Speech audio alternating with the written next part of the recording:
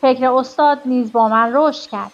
در مدیتیشن اغلب می‌دیدم که تصویر عکاسی او از قاب کوچکش بیرون می‌آید و در حالی که شکلی زنده به خود می‌گیرد در مقابل من می‌نشیند.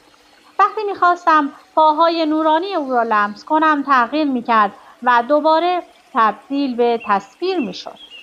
زمانی که دوران کودکیم به دوران نوجوانی تبدیل شد، لاهیری ماهاسایا را در ذهنم دیدم که از یک تصویر کوچک در یک قاب به حضوری زنده و روشنگر تبدیل شده است.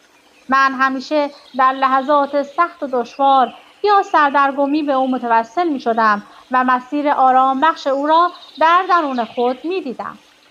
زمانی که او دار فانی را ودا گفت در ابتدا ناراحت شدم، زیرا او دیگر زندگی فیزیکی نداشت، ولی وقتی شروع به کشف حضور پنهانی او در همه جا کردم دیگر غمگین نبودم.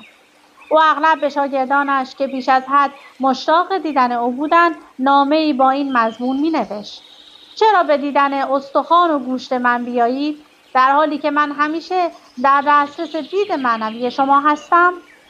من در سن 8 سالگی از طریق عکس